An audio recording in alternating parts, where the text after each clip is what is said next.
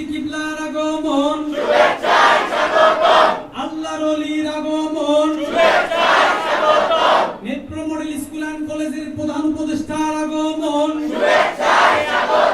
আলহাজ doctor মুফতি মোহাম্মদ আশরাফ আলী মোল্লা সিদ্দিকী হুজুর কিবলা ওনার আগমন, নেত্র মডেল স্কুল অ্যান্ড কলেজের পক্ষ থেকে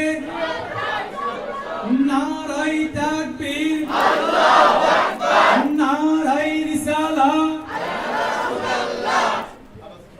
ইয়া রাসূলুল্লাহ। আসসালামু আলাইকুম বাবারা, সবাই কেমন আছেন? আলহামদুলিল্লাহ। ইয়া রাসূলুল্লাহ জিমিলাদের মাহফিল, সবে মিলে বলো মারহাবা, দিল খুলে বলো মারহাবা, আপার মিলাদ মারহাবা, দাদার মিলাদ মারহাবা, সরকার মিলাদ মারহাবা, দরবার মিলাদ মারহাবা, সাইয়্যিদ আয়েত মারহাবা, ইয়া রাসূলুল্লাহ মিলাদের মাহফিল হয়, ইয়া রাসূলুল্লাহ মিলাদের মাহফিল হয়। মুর্শিদ আপনার আগমনে জুলমত যে সব দূর হয়, মুর্শিদ আপনার আগমনে জুলমত যে সব দূর হয়, মুর্শিদ আপনার আগমনে জুলমত যে সব দূর হয়।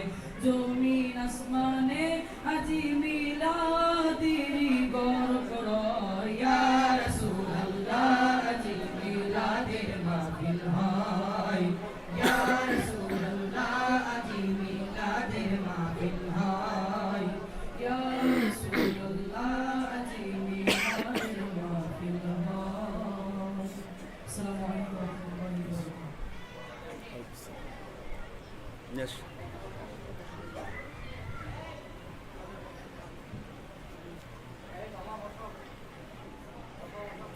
সবাই বসেন।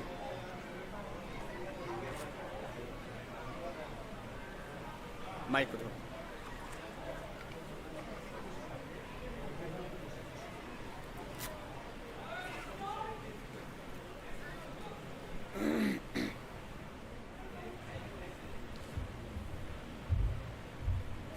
আসসালাম। মুখ লাগিয়ে দিতে হবে, মুখ লাগিয়ে দিতে হবে। চলুন তো সব।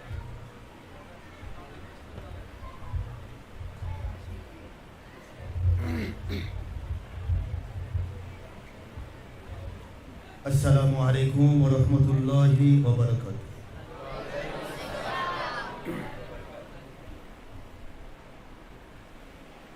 নেটপো মডেল স্কুল অ্যান্ড কলেজের সম্মানিত প্রিন্সিপাল মহোদয়, প্রতিষ্ঠাতা পরিচালক, উপাধ্যক্ষ সহ সকল আমাদের সম্মানিত শিক্ষক মণ্ডলী এবং স্টাফের সকল সদস্যবৃন্দ, বিশেষত আমার ফুলকলির মতো সুন্দর ছাত্রমণ্ডলী, আমার বাবারা সবাই কেমন আছে? মহান আল্লাহর লাখো শুকর, যিনি দয়া করে ইহসান করে আমাদেরকে আপনাদের কাছে আমাদের কাছে এমন একজন নবী পাঠিয়েছেন, যে নবীজিকে মানলে আল্লাহ পাক বলেছেন মাইউতি রসুল ফাকাদ আতা আল্লাহ। সূরাতুল নিসার ৮০ নম্বর আয়াত শরীফ, ৪ নম্বর সূরা ৫ নম্বর পারা মদিনাতুন আইন, আল্লাহ পাক বলেন মাইউতি রসুল, সরাসরি অর্থ হলো মান, যে বা যারা ইউতি মানে অনুসরণ করে, মেনে নেয়, আদেশ নিষেধ মেনে নেয়, আর রসুল রসুলকে, ফাকদ মাজি ইস্তেমরারি ফাকদ অবশ্যই, আত আল্লাহ সে আল্লাহ পাককে মানা হয়ে গেছে। সুবহানাল্লাহ।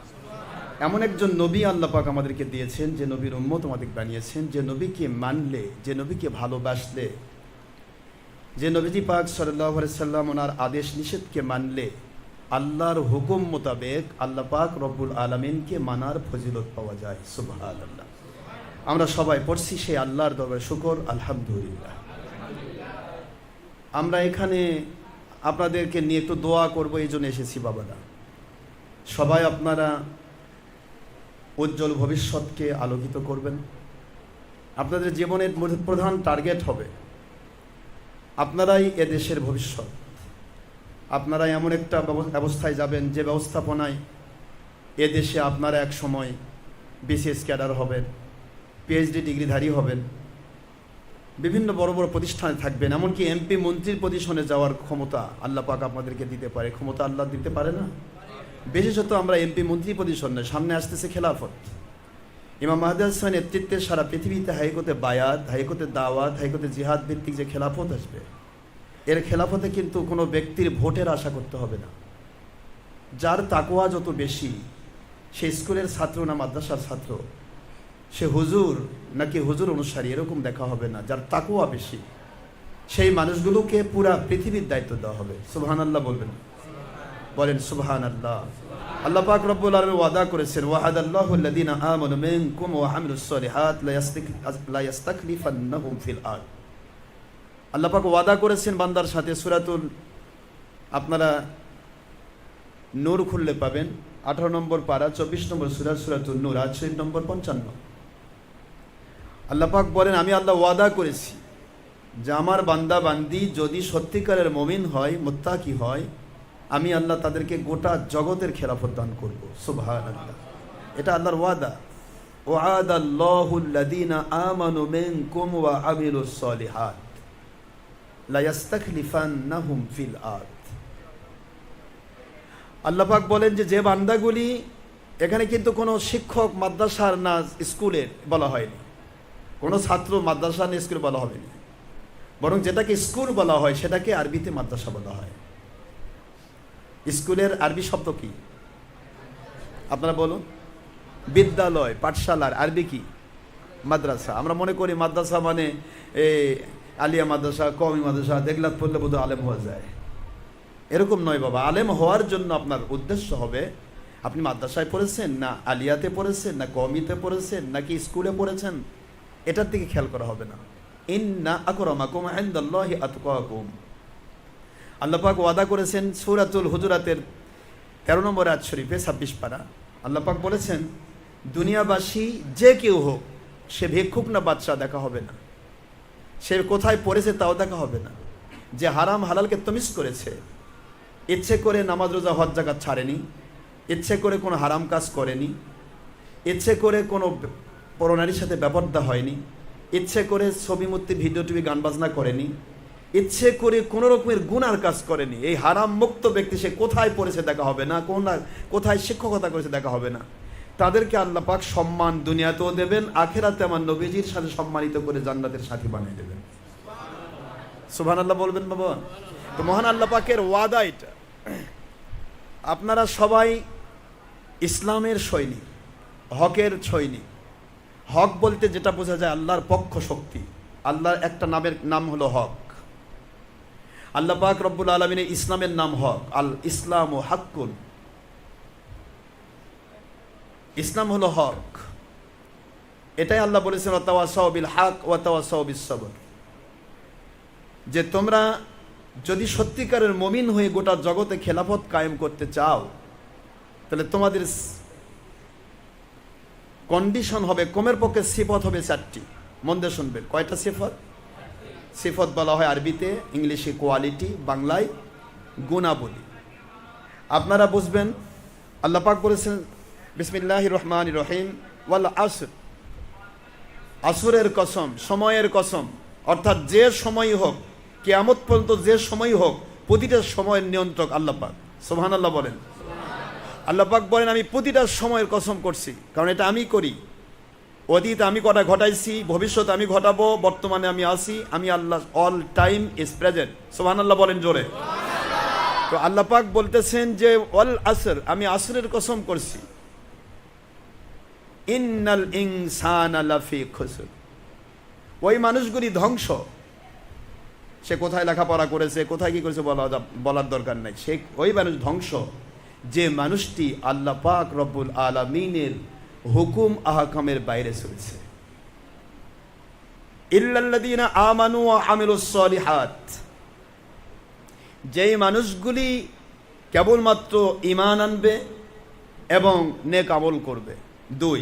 এক নম্বর হলো ঈমান আনা। এক নম্বর কি বাবা বলেন তো? দুই নম্বর নেক আমল। আর তিন নম্বর ওয়াতাওয়াসাউ বিল হক। যেই ঈমান আনলো, যে আমল নেক আমল করলো, এইটা নিজে করে ক্ষান্ত হবে না, এটা সে হকের দাওয়াত দিতে থাকবে। সুবহানাল্লাহ। তাওয়াসাউ বিল হক, এটার নাম হলো হকের দাওয়াত। আমরা হকের দাওয়াত দেওয়ার কারণে আমরা হকের দাওয়াত বলি। আসলে আমাদের নিজস্ব কোনো ব্যক্তি সত্তা নেই, আমাদের নিজস্ব কোনো রকমের ব্যক্তি সত্তা, দল সত্তা, গোষ্ঠী সত্তা কোনো কিছুই নেই। আমাদের উদ্দেশ্য হলো রিদওয়ানুম মিনাল্লাহি আকবার। আল্লাহ পাক সূরাতুল বারাআত ইয়ানি সূরাতুত তাওবাতে 72 নম্বর আয়াতে স্পষ্ট করেছেন। 9 নম্বর সূরা 11 নম্বর পারা আল্লাহ পাক বলে দিয়েছেন, দুনিয়াবাসী যে আমলই করুক, আমি আল্লাহর কাছে কবুলযোগ্য আমল হচ্ছে আমার জন্য সন্তুষ্টির জন্য যে আমল করা হয়। সুবহানাল্লাহ বলুন। আপনারা লেখাপড়া করছেন, লেখাপড়া করতে এসেছেন, সবাই লেখাপড়া করবে। লেখাপড়া করতে গিয়ে কোনো ব্যক্তি নিয়ত করতেছে আমি ডাক্তার হব, কোনো ব্যক্তি নিয়ত করতেছে ইঞ্জিনিয়ার হব, কোনো ব্যক্তি নিয়ত করতেছে আমি এমপি মন্ত্রী হব, বিভিন্ন নিয়ত করতে পারে, তার একটা আশা আকাঙ্ক্ষা থাকতেই পারে। এই ব্যক্তিটাও লেখাপড়া করে মাস্টার্স পাস করবে। আবার আরেকজন যদি নিয়ত করে আমি যেখানেই যাই আমি আল্লাহ এবং রসুলের সন্তুষ্টির পথে মানুষকে দাওয়াত দেব, সত্যের উপর চলবো, সত্য কথা বলবো। দুইজনই লেখাপড়া করছে, দুইজনই দেশের কর্ণধার হবে, কিন্তু যে ব্যক্তিটা নিয়ত করলো আল্লাহর জন্য, এই ব্যক্তিটা সারা জীবন এই লেখাপড়া যে করছে এটা তার জিহাদ ফি সাবিলিল্লাহ সওয়াব পাবে। সুবহানাল্লাহ বলেন। জিহাদ ফি সাবিলিল্লাহ সওয়াব। আমি আপনাদেরকে শুধু এইটুকু বলবো বাবারা, আল্লাহ পাক ওয়াদা করেছেন সারা জগতের খেলাফত তাদেরকে দেওয়া হবে যারা মুমিন। বলুন তো কি? এখানে ক্ষতিগ্রস্ত তারা নয়। কারা নয়? ইল্লাল্লাযীনা আমানু ওয়া আমিলুস সলিহাত, যারা ঈমান এনেছে, নেক আমল করেছে। এই ঈমান আনার বিষয়টা আল্লাহ পাক স্পষ্ট করেছেন। আবার ঈমান কোনটা? আন-নাবিয়্যু আওলা বিল মুমিনিনা মিন আনফুসিহিম ওয়া আজওয়াজুহু উম্মাহাতুহুম। সূরাতুল হাজাব 33 নম্বর সূরা 21 নম্বর পারা আয়াত শরীফ নম্বর 6, মদিনা অবতীর্ণ আইন। আল্লাহ পাক বলেন যে আমি আল্লাহ পাক তোমাদের কাছে আইন করেছি, আমার নবীজি পাক সাল্লাল্লাহু আলাইহি সাল্লামকে ভালোবাসা হলো মুমিনের জন্য ঈমান। সুবহানাল্লাহ বলেন।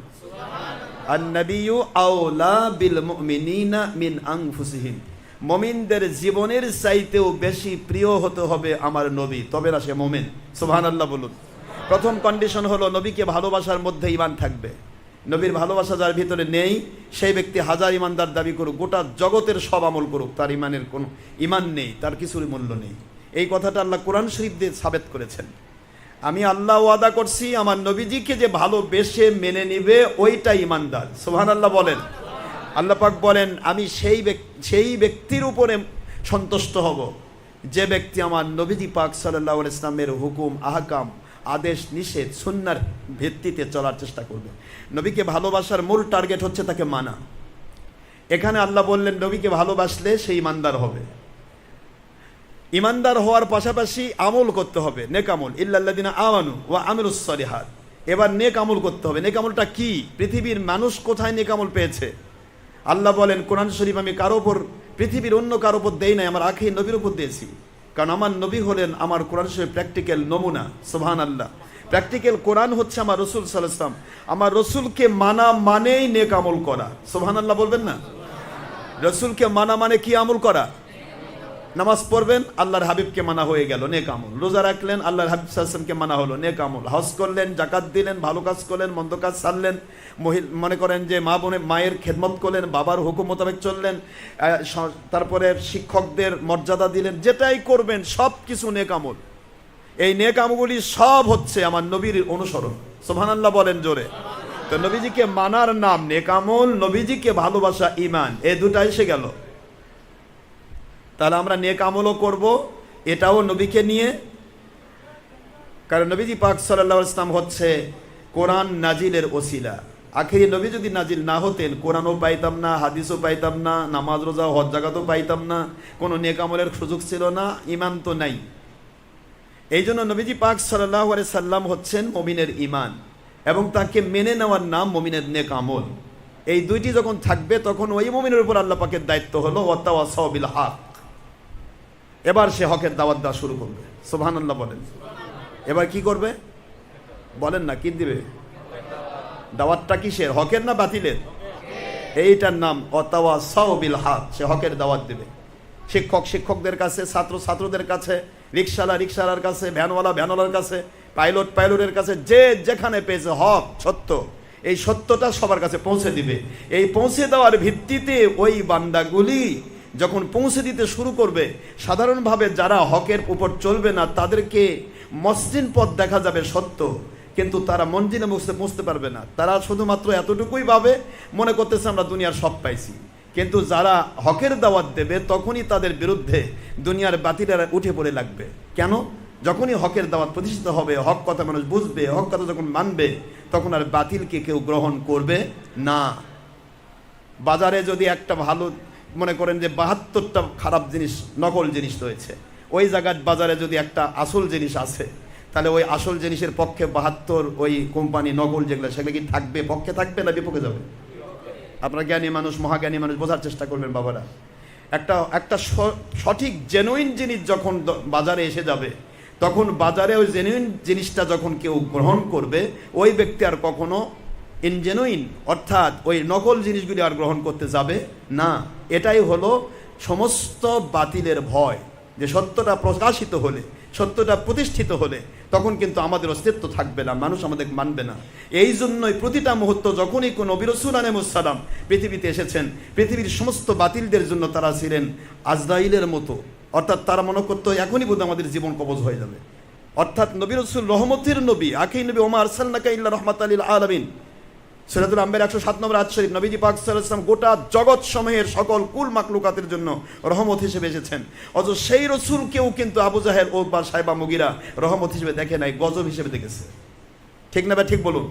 কারণ নিষ্পাপ মাসুম এবং রহমাতুল লিল আলামিন রাসূলও জালেমদের জন্য ছিলেন, জালেমদের জন্য ছিলেন কি? আযাব আর গজব। জালেমরা আযাব গজব মনে করতো, আমরা তো ভালো ছিলাম, এই নবী এসে তো আমাদের সব ভেঙে দিল। বাবারা, জ্ঞানী সমাজ, বুঝতে পারতেছেন আমার কথা? আমি শুধু এইটুকু আপনাদের বুঝাচ্ছি, হক আর বাতিলের দ্বন্দ্ব। কেন হকের বিরুদ্ধে সকল বাতিল এক জায়গায় হয়? কেন হকের বিরুদ্ধে সকল বাতিল একসাথে কথা বলে? এর মূল কারণই হচ্ছে হক প্রতিষ্ঠিত হলে বাতিলটা আর গ্রহণযোগ্য থাকবে না। কুল জাল হক ওয়া যাহাকাল বাতিল ইন্নাল বাতিলা কানা যাহুকা। আল্লাহ পাক স্পষ্ট করেছেন, যখনই হক আসবে বাতিল অপসৃত হবে। এই ভয়ে সমস্ত বাতিল তার বিরুদ্ধে লেগে যাবে। সে মানসিকভাবে, শারীরিকভাবে, এখানে ওখানে মিথ্যাচার করে, গীবত করে, ফেসবুক ইউটিউবে উল্টাপাল্টা করে হাজার চেষ্টা করবে বাতিল হকের বিরুদ্ধে। কিন্তু আল্লাহ বলে ওয়াতাওয়াসাউ বিল হক, যখন হকের তুমি দাওয়াত দেবে তখনই তোমার ভিতরে আরেকটা কোয়ালিটি থাকতে হবে, ওয়াতাওয়াসাউ বিস সবর, সবর এখতিয়ার করতে হবে। সারা জগৎ তোমাকে টেনে এক ধাপ নামাতে চাইবে, আর তুমি সবর এখতিয়ার করেছো, আমি আল্লাহ পাক তোমার হয়ে গেছি, ইন্নাল্লাহা মা'আস সাবিরিন, আমি তোমার ধৈর্যশীলের সাথে রয়েছি, তোমার সাথে থেকে তোমাকে 100 ধাপ উপরে তুলে দিব।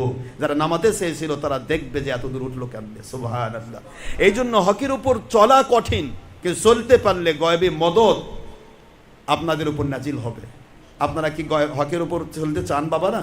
আমাদের জীবনটা যেন হকের উপর থাকে, আমরা সব করব, সারা পৃথিবীর কোনো কাজ করতে বাধা দেওয়া হয়নি, শুধু নবীজির পক্ষে থাকতে হবে। আল্লাহর হাবিবের পক্ষে যদি কেউ থাকে, ও ভিক্ষুক হোক, বাদশাহ হোক, ও কোথায় লেখাপড়া করেছে আমরা দেখব না, ওনাকে আমরা মাথার তাজ হিসেবে শ্রদ্ধা করব। আর আমার নবীজির বিপক্ষে যদি যায়, তাহলে সে ব্যক্তিটা হবে ফেরাউন, নমরুদ, আবু জাহেলদের মতো। তার যদি সে যদি পুরা নমরুদের মতো গোটা জগতের বাদশাহ হয়, আমরা কিন্তু তার পক্ষ নিতে পারবো না। ঠিক না? ঠিক বলুন। এটাই আল্লাহ পাক বলেছেন, রিদওয়ানুম মিনাল্লাহি আকবার। তোমাদের কাজ হবে আল্লাহকে খুশি করা, আর আল্লাহকে খুশি করে যখন তোমরা চলবে, গোটা জগৎ তোমার বিরুদ্ধে যাক, কিন্তু আমি আল্লাহ তোমার সাথে। আমি সেই আল্লাহ, যে আল্লাহ লক্ষ কোটি সারা জগতের সকল শাসক গোষ্ঠীকে ধ্বংস করে দিতে পারি মুহূর্তের মধ্যে, 1 সেকেন্ড লাগে না। বাদশাকে টেনে নেমে ফকির বানায় দিয়ে ফকিরদেরকে বাদশা বেনে দেওয়ার ক্ষমতা যে আল্লাহর 1 সেকেন্ড সময় লাগে না, ওই আল্লাহ পাক আমি তোমার সাথে রয়েছি, তুমি ভয় পাবে না। এটার নাম ওয়াতাওয়াসাউ বিস সবর, ধৈর্য ধরতে হবে। আর যারা অন্যের উপর জুলুম করে নিজেকে প্রতিষ্ঠা করতে চায়, তাদেরকে জালেম বলা হয়। আল্লাহ তাদের ভিতরেও আইন দিয়েছেন, আল্লাহু লা ইয়াহদিল কওমাজ জালিমিন। সূরা সফ খুললে পাবেন ইন্নাল্লাহা লা ইয়াহদিল কওমাজ জালিমিন। সূরা বাকারা খুললে পাবেন, হাজার বার আল্লাহ বলেছেন বারবার যে আমি জালেমদেরকে সঠিক পথ দেখাই না, জালেমদেরকে আমি মঞ্জিলে মুখে পৌঁছাই না, জালেমদেরকে আমি হেদায়েত দান করি না। নাউজুবিল্লাহ বলুন।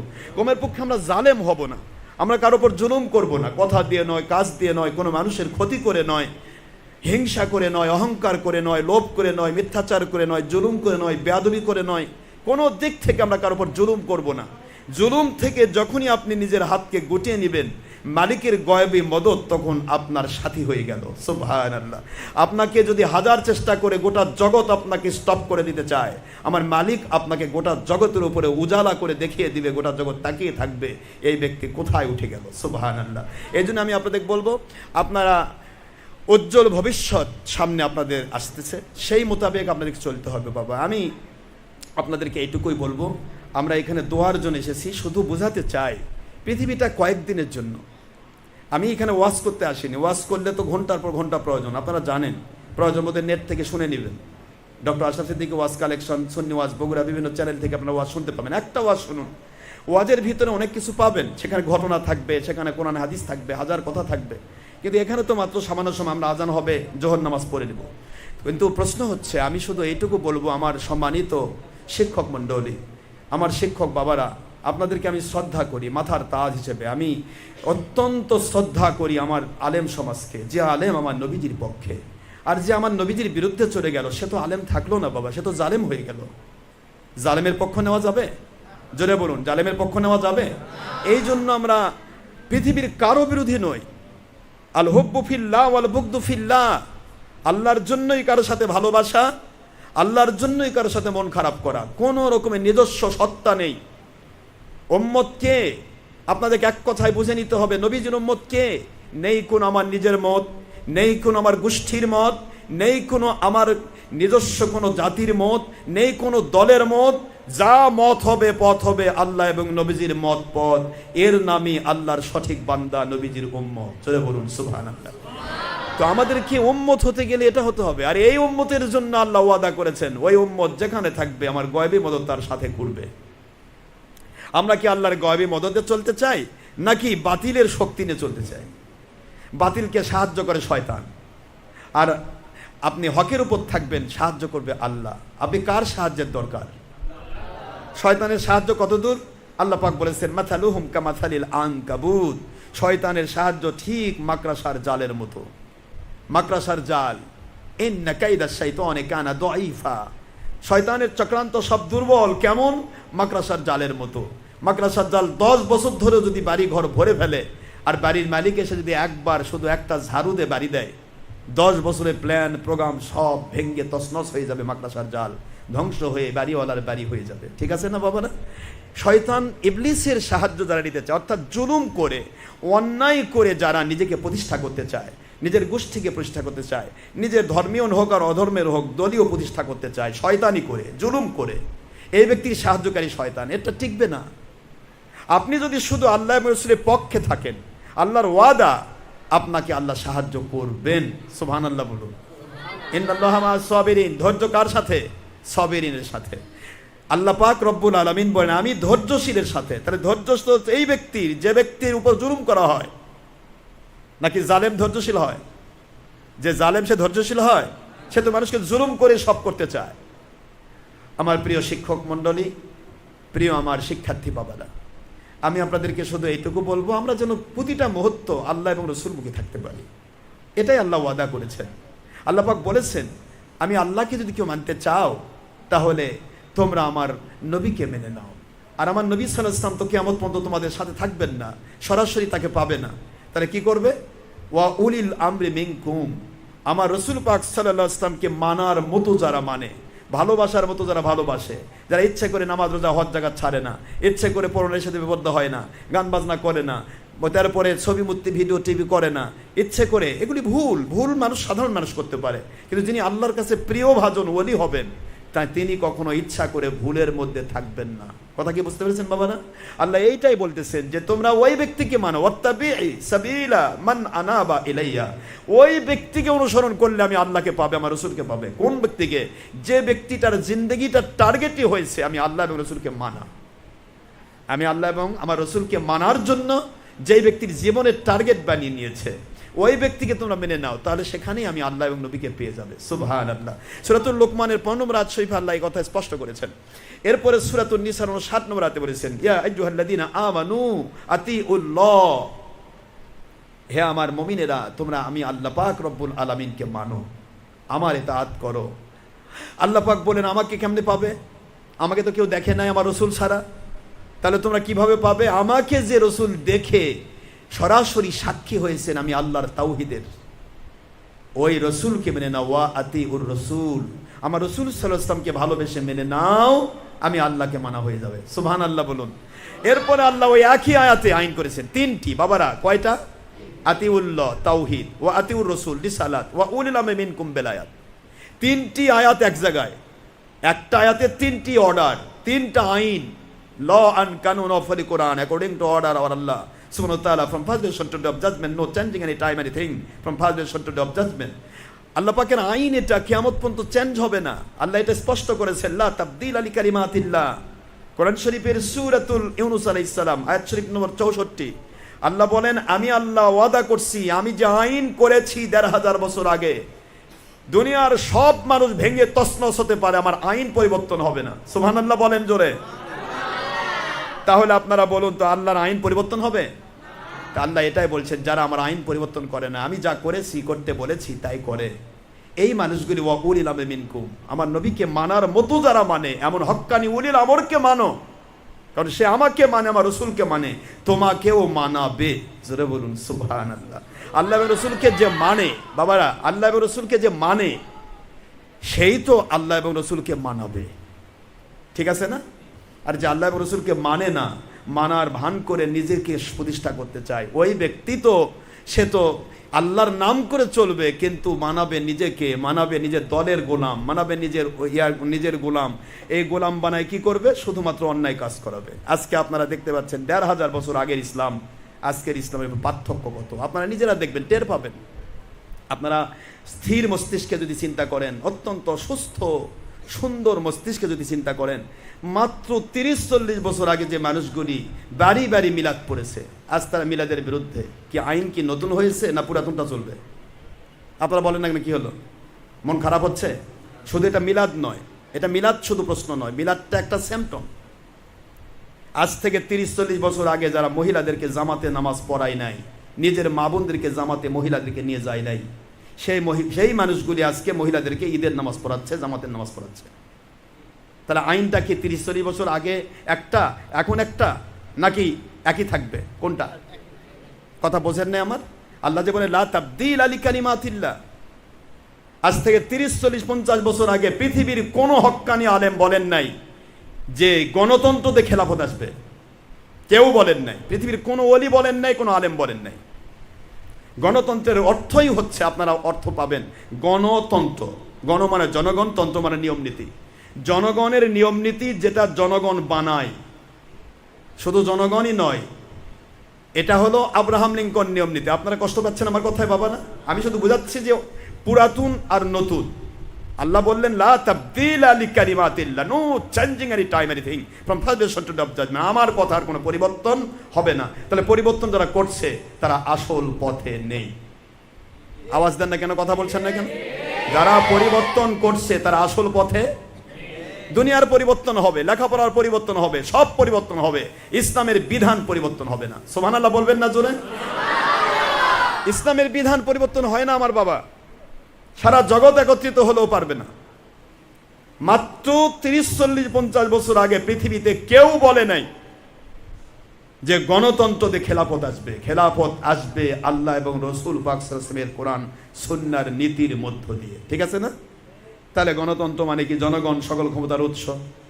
Democracy is a government for the people, by the people, of the people. It's democracy. It's definition of Abraham Lincoln. He is an exceptional Yehudi. He is an exceptional Yehudi from his mother, and he is an exceptional Christian from his father. বাবা খ্রিস্টান, মা ইহুদি, এই দুই গোষ্ঠী একত্রিত করে যে ব্যক্তির পজিশন এসেছে তার নাম আব্রাহাম লিঙ্কন। এই আব্রাহাম লিঙ্কন তৈরি হয়নি তখন সেই সময় যখন আমেরিকা আবিষ্কার করলো কলম্বাস, আমেরিকা আবিষ্কার করার 500 বছর বয়স হয় নাই, আর সে জায়গাতে ১,৫০০ বছর আগেকার ইসলামের ব্যাপারে আজকের মনীষীরা বলতেছে নবী গণতন্ত্র করছে। আপনারা কল্পনা করতে পারেন এটা?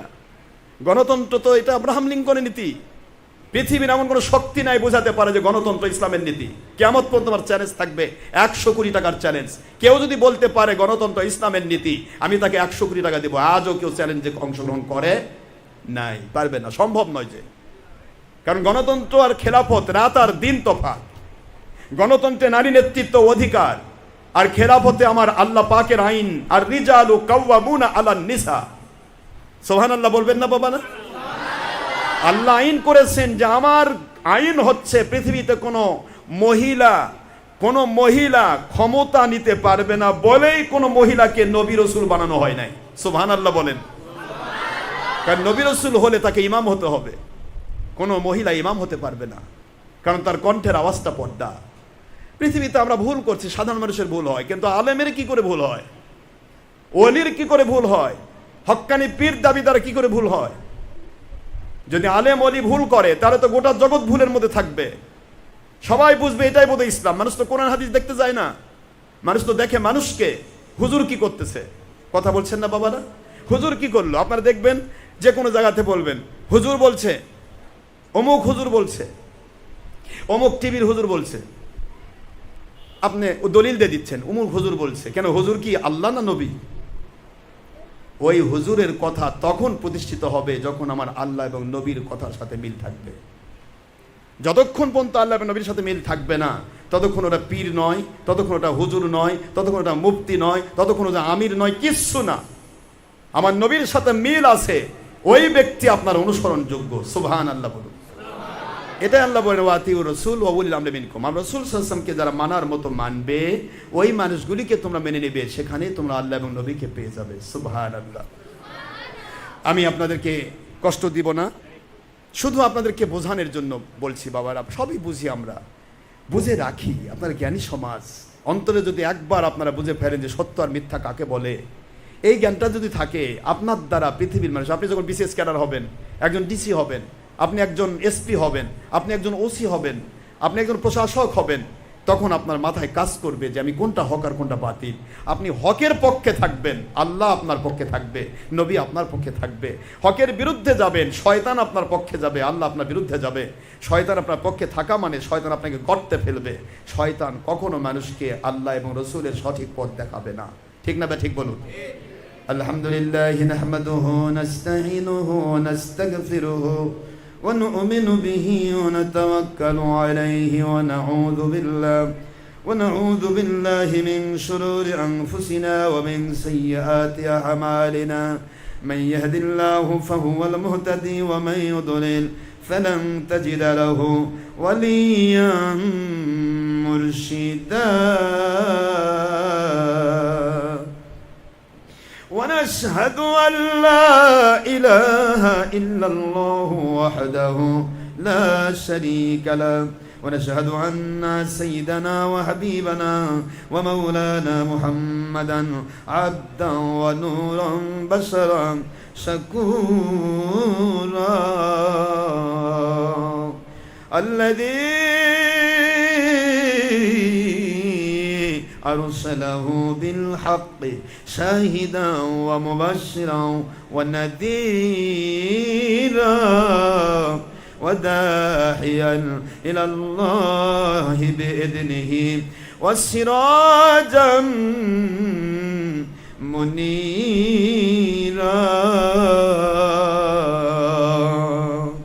فقد قال الله تعالى في كلامه المجيد وفرقانه الحميد وبرهانه التوحيد والرسالة والولاية والخلافة والحكومة والآخرة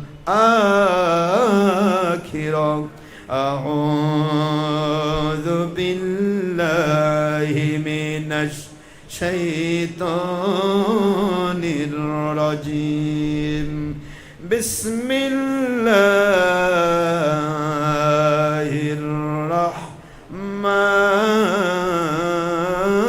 الرحيم إن الله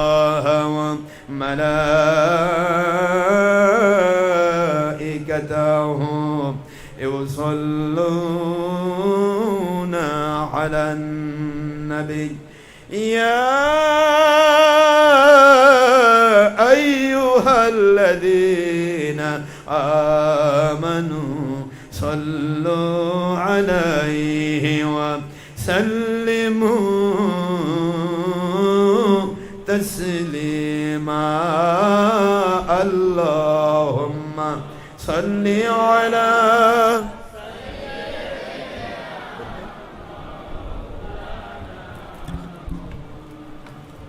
وعلى آل سيدنا জোরে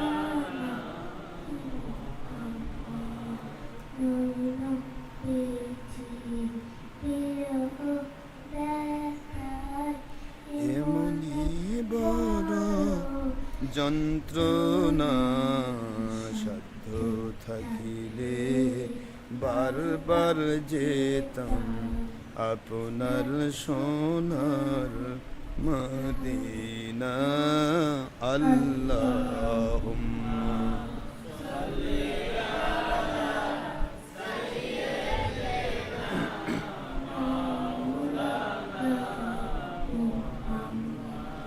وعلى آل سيدنا مولانا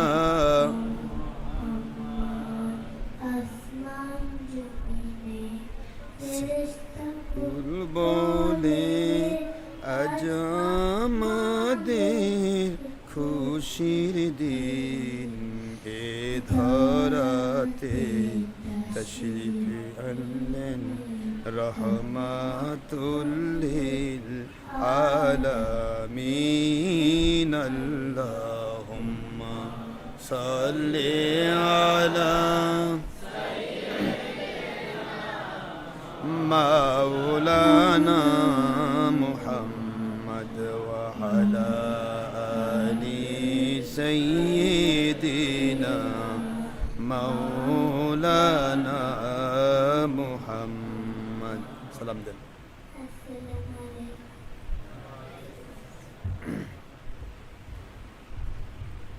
شايفنا اللهم صل على مولانا محمد وعلى آل سيدنا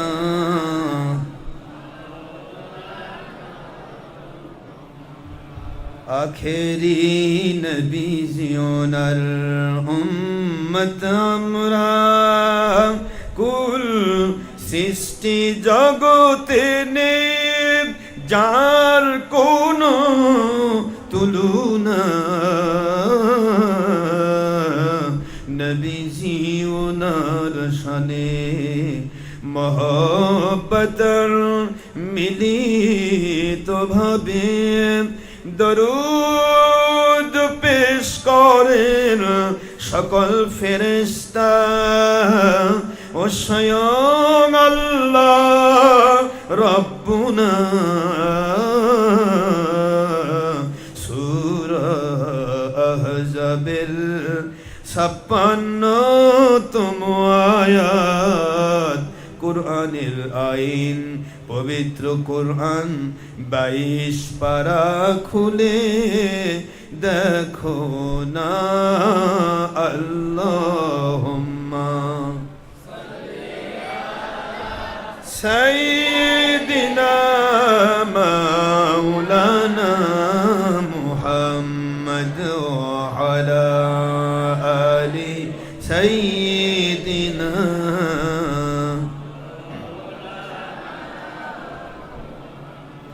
সিহাসিতার সহি মুসলিম ও নাসাইর হাদিসে নবীজি বলেন একবার দরুদ পড়লে 10 থেকে 70 বার রহমত নাজিল হয় 10টি গুনাহ মাফ হয়ে যায়।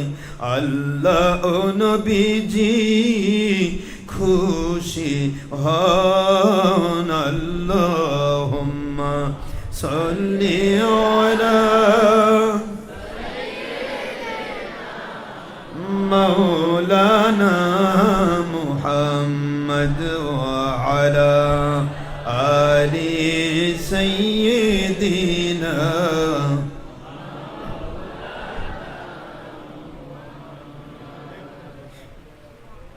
বাবারা, আমরা এখন আজানের অপেক্ষা করব। আজান হলে আমরা এখানে আজান দিয়ে নামাজ পড়ে নেব। তার আগে শুধু আপনাদেরকে এইটুকু বলবো, আল্লাহর শুকরিয়া এই জন্যই যে আমরা সবচেয়ে বড় নিয়ামত হিসেবে পেয়েছি আখিরি নবী সাল্লাল্লাহু আলাইহি ওয়াসাল্লামকে। কারণ নবীজিকে পেয়েছি, কোরআন পেয়েছি, আখিরি নবী সাল্লাল্লাহু আলাইহি ওয়াসাল্লামকে পেয়েছি, হাদিস পেয়েছি, তাকে পেয়েছি আমরা নামাজ রোজা হজ জাকাত পেয়েছি, তাকে পেয়েছি আমরা খেলাফতের আইন পেয়েছি, তাকে পেয়েছি জান্নাতে যাওয়ার মতো সুগম পথ পেয়েছি, তাকে পেয়েছি জাহান্নাম থেকে বাঁচার সঠিক আমরা আল্লাহর পক্ষ থেকে সঠিক দিক নির্দেশনা পেয়েছি। আমরা আল্লাহ এবং রসুলকে মানব, এটাই আমাদের টার্গেট থাকবে। যদি আমরা এই টার্গেটটা ফিল আপ করতে পারি, আমরা যেখানেই থাকবো আমরা সব করব, পৃথিবীর কোনো কাজ আমাদের বাদ থাকবে না। আমরা এগিয়ে যাব ইন্টারন্যাশনাল কন্ডিশনে, কিন্তু আমাদের কাজ হবে প্রতিটি জায়গায় আল্লাহ এবং নবীকে খুশি করা। ঠিক আছে বাবারা, আমরা এখন থেকে দীর্ঘ শপথ গ্রহণ করি। মালিক আমাদেরকে আল্লাহর সন্তুষ্টি পথে কবুল করুন। আমি আপনাদেরকে দীর্ঘক্ষণ ওয়াজ করে বিরক্ত করব না। আমি শুধু এইটুকু আপনাদের বোঝাতে চাচ্ছিলাম যে আমরা শুধু আল্লাহ এবং রসুলকে বুঝি। যখন কোনো ব্যক্তি পৃথিবীতে, সে হুজুর হোক, কোনো দল হোক, কোনো গোষ্ঠী হোক, ব্যক্তি হোক, যখন আল্লাহ এবং রসুলের সাথে তার মিল হয়ে যাবে, তখন আমরা তাকে মানব। মিল নেই, আমরা তার কোনো আদর্শ মানতে পারবো না। ঠিক আছে বাবা না, এটা আমাদের মূল টার্গেট হবে। আমি আপনাদের যে কথা বোঝাচ্ছিলাম, আপনারা বলেন তো, আপনার জ্ঞানী সমাজ, আপনার শিক্ষক মণ্ডলী যারা আছেন, বিশেষ করে নেটপো, এটা ইন্টারন্যাশনাল কারিকুলাম একটা স্কুল অ্যান্ড কলেজ। এখানে আপনারা সবাই শিক্ষকতা করেন, কেউ শিক্ষা গ্রহণ করছেন। যারা শিক্ষা গ্রহণ করেছে এ পর্যন্ত আমরা দেখেছি, যারা এই নেটপোতে শিক্ষা গ্রহণ করেছে তারা অনেকে বিসিএস ক্যাডার হয়েছে। এই নেটপোতে যারা শিক্ষকতা করেছে তারা অনেকে এখন এসপিডিসি হয়ে গেছে। নেটপোতে যারা শিক্ষা গ্রহণ করেছে অনেক রকমের জায়গাতে তারা চলে গিয়েছে। আমি আপনাদের বলবো, আপনারাও ভবিষ্যতে এটাই হবেন, আপনাদেরও পজিশন অনেক উন্নতি যাবে। কেউ বড় বড় নেতা হবেন, প্রশাসক হবেন, আবার কেউ যৌথ বাহিনীতে চলে যাবেন। নেটপোর অনেক ছাত্র আছে যারা আমাদের বিজিবিতে কাজ করছে, সেনাবাহিনীতে চলে গেছে, তারপরে আপনার পুলিশ বাহিনীতে গেছে, অনেক ছেলে আমাদের প্রশাসনিকভাবে গেছে। তা আমি চাচ্ছি আপনারা পরবর্তীতে যে যেখানে থাকবেন, আপনাদের দ্বারা যেন আল্লাহ এবং রসুল বিরোধী কোনো কাজে স্বীকৃতি না থাকে, তবে আপনারা সব জায়গায় আল্লাহ পাকের গয়বী মদত পাবেন। এইটুকু আমার আপনাদের কাছে, এইটুকুই আমার বলার। আমরা শুধু শিখব, জানতে চাইব। আপনারা জ্ঞানী সমাজ একটু বলুন তো, আমরা যদি বলি 1 ঘন্টা আগে একটা দলিল হয়েছে, আজকে আপনারা দেখবেন ফেসবুক ইউটিউব খুললে কিন্তু আপনাকে ধোকায় ফেলবে, কত দলিল দেয় এটা সেটা। আপনাকে বুঝতে হবে যে 1 ঘন্টা আগে যদি একটা দলিল হয়, ওই একই দলিল যদি 1 ঘন্টা পরে হয়, টিকবে কি আগেরটা না পরেরটা? আপনারা কি আমার কথা বুঝতেছেন বাবারা? একই জমি, একই দলিল 1 ঘন্টা আগে হলো, ওই 1 ঘন্টা পরে যদি একই দলিল হয়, তাহলে টিকবে আগেরটা, পরেরটা কিন্তু টিকবে না। টিকবে? আমরা যদি একইভাবে দেখি, আপনারা দেখবেন পৃথিবীতে আপনারা পড়েছেন, আপনারা অনেকে পড়েছেন যারা উপরে মানে নিচের ক্লাসগুলিতে যারা পড়েছেন, আম গাছ, জাম গাছ, বাঁশঝাড় যেন মিলেমিশে আছে, ওরা আত্মীয় হেন, পড়েন নাই? এই যে পড়েছেন, এটা কবি লিখেছে, কিন্তু কবির মুখ দিয়ে যে কথাটা বের হয়ে গেছে, এটা আল্লাহ পাক রব্বুল আলামিনের পক্ষ থেকে একটা প্রদত্ত নিয়ামত বের হয়ে গেছে। দেখবেন আম গাছ, জাম গাছ সব কিন্তু একসাথে থাকে, একই মাটির ফসফরাস খায়, একই বাতাসের কার্বন ডাইঅক্সাইড, নাইট্রোজেন, বিভিন্ন খাবার খায়। এই একই জায়গা থেকে 2টা গাছের 2 ফল হচ্ছে। আমের গাছের ভিতরে জামের ডাল চলে গেছে, জামের গাছের ভিতরে আমের ডাল চলে গেছে, কিন্তু আমের গাছের প্রভাবে জামের গাছে কি, জামের ডালে কি আম ধরে? বাবারা, আপনারা আমার কথা কি বুঝতে পারছেন? শিশুরা, আপনারা তো জ্ঞানী, আপনারা এই নেটপো স্কুল অ্যান্ড কলেজের যারা ছাত্র, আমি মনে করি ক্লাস 3 ছাত্র যারা, তারা কিন্তু আগেকার গ্রামের মাদ্রাসা, গ্রামের স্কুল আর মাদ্রাসায় পড়া, ওই মনে করেন যে বিশেষ করে আমি বলবো MA পাস করা ছাত্র মতো আপনারা বেশি বুঝেন। এখন তো ইন্টারন্যাশনাল ক্যারিকুলাম, আমরা তো আপনাদের এইটুকুই বুঝবো যে আপনারা সব বোঝেন, বুঝে শুনে কথা বলবেন। আমরা যদি আমের গাছের ভিতরে ডাল যায়, জামের ডাল, বলেন তো, আমের গাছের প্রভাবে কি জামের গাছের আম ধরবে? জামের গাছের ভিতরে ডাল গেছে আমের, একই জায়গা আছে তো, যেতেই পারে, কিন্তু জামের গাছের ভিতরে আমের ডাল গেছে, ওখানে কি আম ধরবে না জাম ধরবে? আমই ধরবে। এটা আল্লাহর আইন। আল্লাহ বলেছে লা তাবদীলা লিকালিমাতিল্লাহ। সূর্য পৃথিবীতে আমি সূর্য পূর্ব দিক থেকে তুলবো, পশ্চিমে ডুবাবো, এটা আমার আইন। একমাত্র কিয়ামতের আলামত হিসাবে আমি পশ্চিম থেকে সূর্য তুলবো, সেটা আমি ওয়াদা করেছি। এছাড়া কিয়ামত পর্যন্ত সূর্য আর কোনোদিন উত্তর দক্ষিণ পশ্চিম থেকে উঠবে না, পূর্ব থেকে উঠতে থাকবে। সুবহানাল্লাহ বলবেন না জোরে? পূর্বে উঠবে, পশ্চিমে ডুববে, এটাই এক আল্লাহর সাক্ষী। আল্লাহ যদি অনেকগুলা হতো তাহলে এই সূর্য তোলা নিয়ে মারামারি হতো, কি ঠিক আছে না? সূর্য তোলা নিয়ে এক আল্লাহ বলতে, এক খোদা বলতে, আমি সূর্য আজকে উত্তর দিকে তুলবো, তুমি কে? আরেকজন আমি দক্ষিণ দিকে তুলবো, তুমি কে? এরই মারামারি হতো। প্রশ্ন হচ্ছে আল্লাহ পাক যে এক, তার প্রথম বিষয় হচ্ছে সূর্য একদিকে ওঠে আরেকদিকে ডুবে। পৃথিবীর কোনো শক্তি আর কোনোদিন সূর্য অন্য দিক থেকে তুলতে পারবে না। সুবহানাল্লাহ বলুন। আমের গাছে আমি ধরবে, কারো ক্ষমতা নেই জাম ধরাবে। তবে আমের গাছে জাম ধরে তাহলে বুঝতে হবে ডালটা কেটে ফেলা হয়েছে। কথাটা বোঝা যাচ্ছে বাবা? বোটানিক সার্জারি বর্তমান সময় চলছে। আমরা উদ্ভিদবিদ্যাতে যেটা পড়েছি, উদ্ভিদকে কেটে দিলে, মাথা কেটে দিয়ে অন্য কোনো জিনিসকে লাগালে এটা লেগে যায়। এখন যদি কেউ আমের গাছে জাম ধরাতে চায়, জামের গাছে আম ধরাতে চায়, এটা আল্লাহর আইন মোতাবেক হবে না। এটা হবে আল্লাহর দেওয়া প্রদত্ত ডালটা আমের কেটে ফেলে দিতে হবে, ওখানে জামের ডাল কলম কেটে লেগে দিতে হবে, তবে না আমের গাছে জাম ধরবে। ঠিক আছে তো নাকি? এখন যদি আপনি বলেন আমের গাছে জাম ধরলে সেটা কলম কাটা ডাল, জামের গাছে আম ধরলে সেটা যদি কলম কাটা ডাল হয়, আসল ডাল না হয়, তাহলে 30, 40, 50 বছর আগে যারা পীরের পিছে ঘুরছে, 30, 40, 50 বছর আগে যারা মাযহাব মেনেছে, 30, 40, 50 বছর আগে যারা মহিলা জামাত করে নাই, 30, 40, 50 বছর আগে যারা কোনোদিন গণতন্ত্রকে ইসলাম বলে নাই, খেলাফতকে ইসলাম বলেছে, 30, 40 বছর আগে, 50 বছর আগে যারা মিলাদ ক্যাম্প বাড়ি বাড়ি করেছে, শবে বরাত পালন করেছে, ঈদে মিলাদ পালন করেছে, হাত ধরে মোনাজাত করেছে, 30 বছর 40, 50 বছর আগে প্রতিটা মানুষ 20 টাকার তারাবি পড়েছে। আজকে হঠাৎ করে উল্টাপাল্টা হচ্ছে মানে আল্লাহ করেন নাই, এটা নিজেদের চিন্তা প্রসূত দলীয় কারণ। অর্থাৎ আমের গাছে যেমন জাম ধরলে কলম কাটা ডাল, এরাও কলম কাটা দল। এরা কি কাটা দল? কলম কাটা দল। এদের পূর্বপুরুষ সবাই যা করেছে তার বিরোধী এরা। একটা গাছের গোড়া কেটে দিলে, গোড়া উপরে ফেললে তখন সে গাছ থাকে না, মরে যায়। আর গোড়া ঠিক রেখে যদি আগায় 1000 প্রকার ডাল কাটা হয়, সব কাল কেটে দিবেন, তবুও টেকায় আবার নতুন করে গজাবে। কিন্তু আজকে যারা বাতিল পথে আছে তারা গোড়ায় তুলে দিতে চায়, আগা বাঁচাতে চায়। গোড়া তুলে দিলে আগা বাঁচবে? আব্বা বাবারা, আপনারা কি আমার কথা কষ্ট পাচ্ছেন? একটা গাছের গোড়া তুলে দিলে কি আগা বাঁচবে? ও গাছই তো মরে যাবে। আপনারা জানেন ভারত, পাকিস্তান, বাংলাদেশের ইতিহাস নয়, সারা পৃথিবীতে মাত্র 200 বছর ইতিহাস আমি ছেড়ে দিলাম। পৃথিবীর সব মানুষকে যারা আজকে উল্টাপাল্টা বলছে, আপনারা শুধু প্রশ্ন করবেন, মাত্র 200 বছর আগে পৃথিবীতে একমাত্র পীরের মুরিদ এবং মাযহাব মানা ছাড়া কোনো মুসলমান দাবি করার কেউ ছিল না। সুবহানাল্লাহ বলবেন না জোরে? যিনি মুসলমান ছিলেন তার খোঁজ নিতে গেলে দেখা যাবে কোনো না কোনো পীরের মুরিদ এবং হানাফি মাযহাবের অনুসারী। সুবহানাল্লাহ বলবেন না জোরে? মাত্র 200 বছর ইতিহাস, সারা পৃথিবী, হোল ওয়ার্ল্ড, সারা পৃথিবীতে 200 বছর ইতিহাস। এই 200 বছর ইতিহাসে পীর মানা ছাড়া, পীর মুরিদি করা ছাড়া, মাযহাব মানা ছাড়া কেউ মুসলমান দাবি করতে পারেনি। দুটা গোষ্ঠী ছিল, একটা হলো মুসলমান, একটা হলো কাফের। কথা বলছেন না কেন? আর মাঝখানে আরেকটা গোষ্ঠী ছিল, তার নাম হলো, এটার নাম হচ্ছে মুসলমান দাবি করেও যারা মুসলমান ছিল না, তারা ছিল শিয়া এবং কাদিয়ানি। বাদবাকি মুসলমান দাবি করলেই তারা হবে কি? মাযহাবের অনুসারী এবং হক্কানি কোন পীরের মুরিদ। সুবহানাল্লাহ বলেন বাবারা। আর বাংলাদেশের ইতিহাস তো আরো সহজ।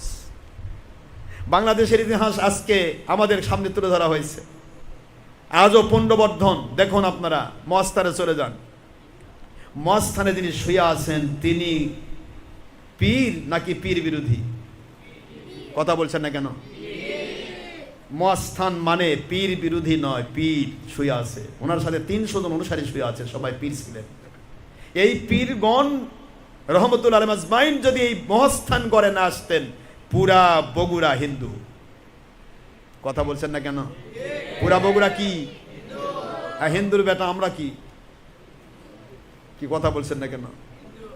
আমরা হিন্দুই থাকতাম, আমরা হিন্দু হয়ে থাকতাম, মুসলিম হতে পারতাম না। এই আমার হিন্দুত্ব কেটে দিয়ে মুসলিম বানানোর টার্গেট ছিল আল্লাহর ওলিরা মিলাদ পড়া, কিয়াম করা, আত্মরাত করা, শরাত পালন করা, ঈদ নদী পালন করা, বায়াত হওয়া, মাযহাব মানা, পীর মুরিদি করা, শবে বরাত করা। আপনারা কি কথা বুঝতেছেন? নবীকে নূর বলা। এই যারা পীর ছিলেন তারাই বাংলাদেশে এসে হিন্দুদেরকে কলেমা পড়ায় মুসলমান বানাইছেন বলে আজ আমরা মুসলমান, না হলে আমরা হিন্দু হয়ে ঘুরতাম। কথা বোঝেন নাই বাবা? না, আমি আপনাদের যেটা বোঝাচ্ছিলাম, সিলেটে কে আছে? গৌর গোবিন্দ। গৌর গোবিন্দর মাজার আছে? কথা বলে দেখে আছে? কার মাজার আছে? শাহজালাল রহমতুল্লাহ আলাইহ, শাহ পরান রহমতুল্লাহ আলাইহ, 2 অলিরই মাজার ওখানে রয়েছে।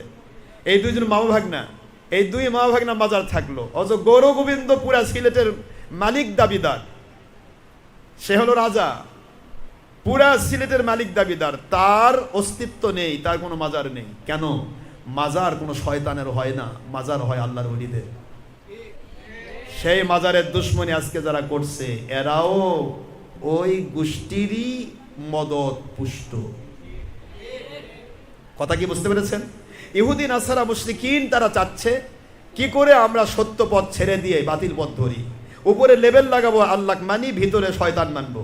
এই শয়তানকে মেনে ধোঁকাবাজি করে মুনাফিক হয়ে মরবে। আর মুনাফিকের স্থান হলো ইন্নাল মুনাফিকিনা ফিদ দারকিল আসফালি মিনান নার। আল্লাহ পাকের ওয়াদা হলো মুনাফিক সে জাহান্নামের নিম্ন স্তরে থাকবে, কাফেরেও নিচে, কাফের থাকবে উপরে, কাফেরের শরীর পুড়ে পচে পুঁজ রক্তগুলি গড়ে গড়ে পড়বে, এগুলি মুনাফিকের গায়ে গিয়ে মুখের উপর পড়বে। এই মুনাফিকের স্থান। মুসলমান দাবি করে যখন কেউ নবীর দুশ্মন হয়, মুসলমান দাবি করে যখন হক্কানি ওলির দুশ্মন হয়, মুসলমান দাবি করে যখন কেউ এজিদের পক্ষ নেয় আর হোসেনের বিরুদ্ধে যায়, মুসলমান দাবি করে নবীজি হারাম করেছেন সেটার বিরুদ্ধে যায়, হালালের পক্ষে, হালালের বিরুদ্ধে যায়, হারামের পক্ষে যায়, বোঝা যাবে এই ব্যক্তিগুলি কিন্তু মুনাফিক। এরা কি বলেন তো? তাহলে আমি মুনাফিকে ধরলে আমি আল্লাহ পাবো, নাকি আল্লাহওয়ালাক ধরলে আল্লাহ পাবো? এই তো আপনাদের সহজ বুদ্ধি। ইয়া আইয়ুহাল্লাযীনা আমানু, হে মুমিনেরা, মুমিন বলে যারা দাবি করো, ইত্তাকুল্লাহ, আমি আল্লাহকে ভয় করো, ওয়া কুনু মাআস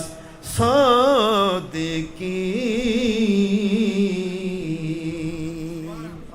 হ্যাঁ মুমিনেরা, মুমিন বলে যদি দাবি করা, মুমিন হয়ে যদি টিকে থাকতে চাও, মুমিন হয়ে যদি মরতে চাও, যদি তুমি আল্লাহওয়ালা হয়ে মরতে চাও, তোমার উপরে আমি আল্লাহ পাক ভয় দেখাচ্ছি।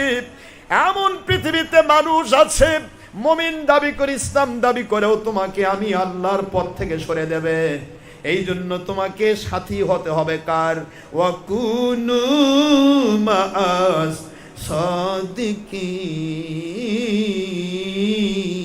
সাদিকিন। তোমরা সত্যবাদী আল্লাহওয়ালা যারা, আল্লাহর ওলি যারা, তাদেরকে মেনে নাও, তাদের তোমরা সাথী হয়ে যাও। ওরা যেমন আল্লাহ ভুলবে না, ওরা যেন হারাম কাজ ইচ্ছা করে করবে না, ওরা যেমন হালাল কাজ বাদ দেবে না, ফরজ ওয়াজিব সুন্নত মুস্তাহাব বাদ দেবে না, তোমাদেরকেও ফরজ ওয়াজিব সুন্নত মুখী করে, আল্লাহ মুখী করে, রসুল মুখী করে, শয়তান থেকে তোমাদেরকে মুক্ত করে আল্লাহ বলেন তোমাদেরকে এমন সুন্দর মানুষ তারা বানাবে, কিয়ামতের দিন ওই আল্লাহওয়ালা ওলির আমর সাদিকিন আল্লাহর ওলিরা জান্নাতে যাবে। আমি আল্লাহ বলবো, হে মুমিনেরা, যারা আমার ওলিদের সাথী হয়েছিলেন, সেই মানুষগুলি আমার ওলিদের সাথে তোমরা একসাথে আমার জান্নাতে ঢুকে যাও।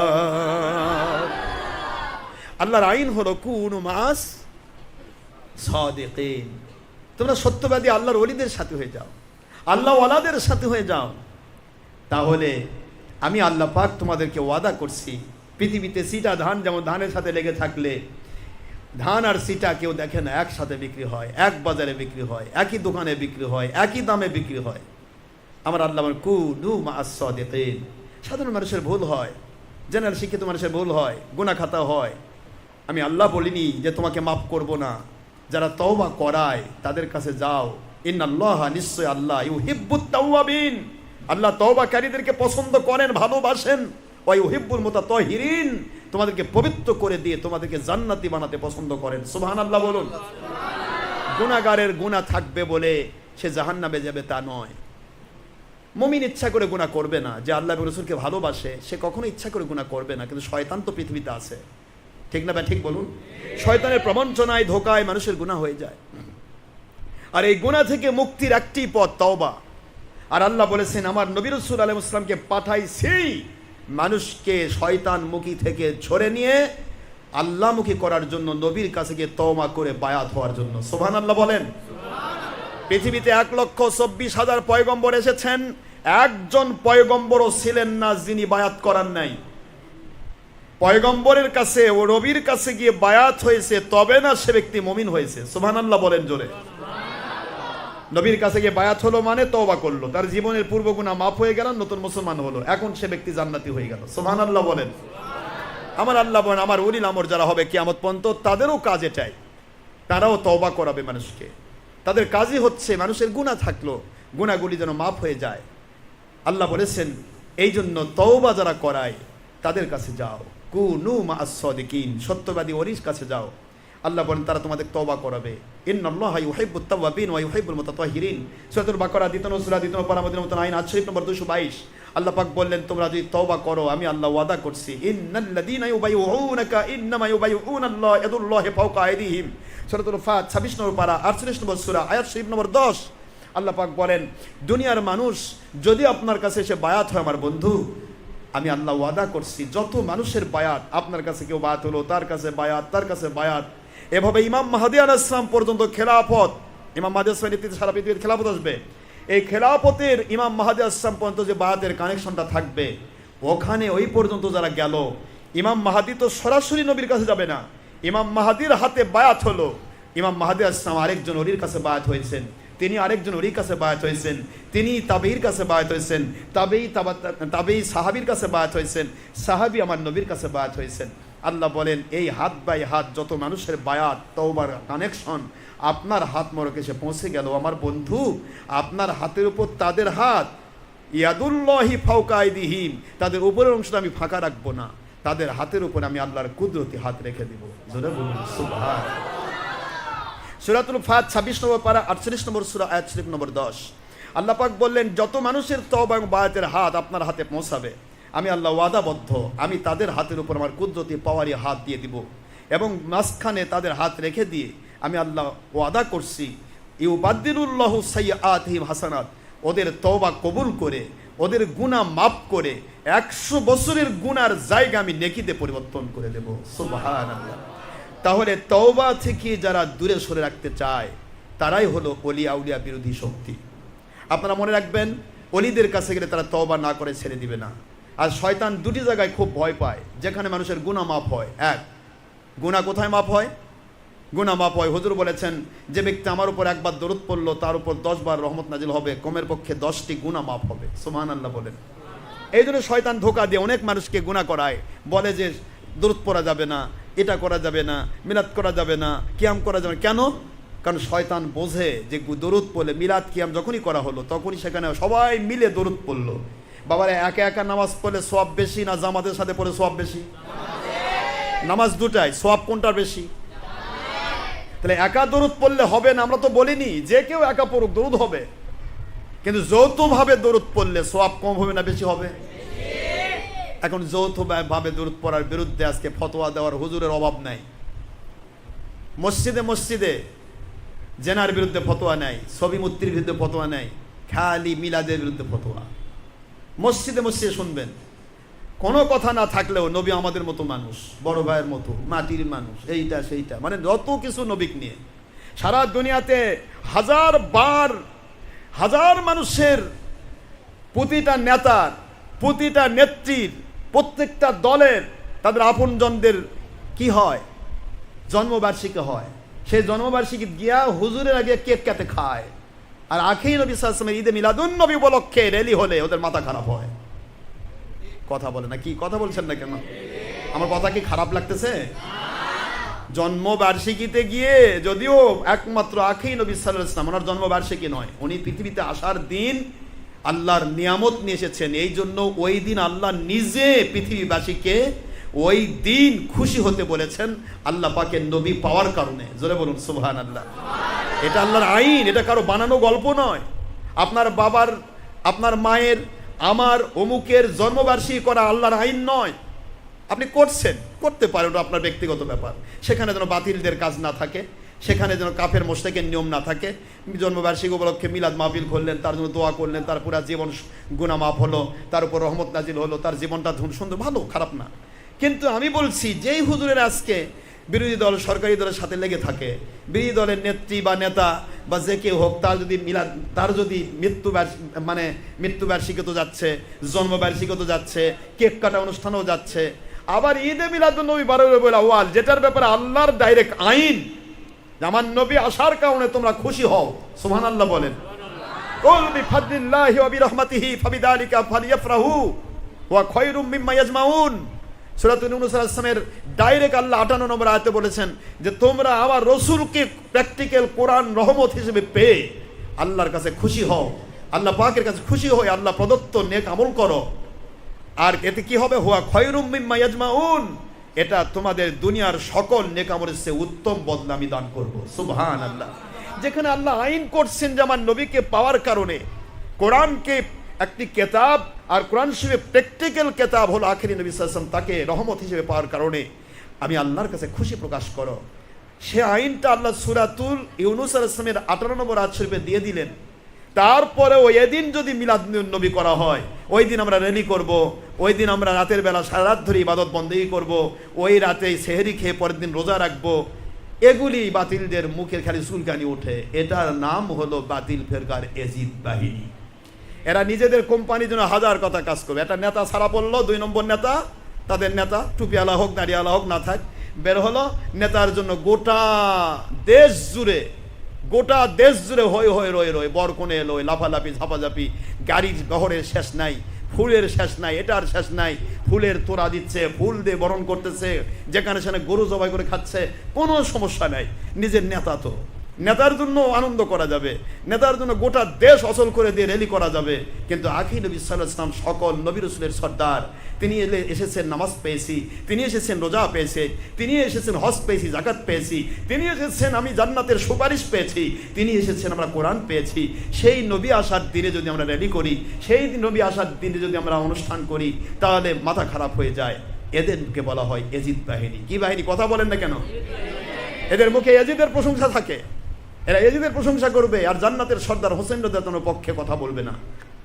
আমি আপনাদের অনুরোধ করবো, এগুলি বোঝার চেষ্টা করবেন। আমি আপনাদের অন্তর থেকে এইটুকু বোঝাতে চাই, আমরা নবীর দুশমন হয়ে মরতে চাই না। আপনি ভিক্ষুক হন, আপনি যে কেউ হন, এমএনএসএস তো 4র্থ শ্রেণী কর্মচারী, আপনি আলহামদুলিল্লাহ আপনি নবীর পক্ষে থাকেন, আপনি নবীর সাথে জান্নাতে থাকবেন। আর দুনিয়ার বাদশাহ, গোটা জগতের বাদশাহ নমরুদ নবীর দুশমনি করে সে থাকবে কোথায়?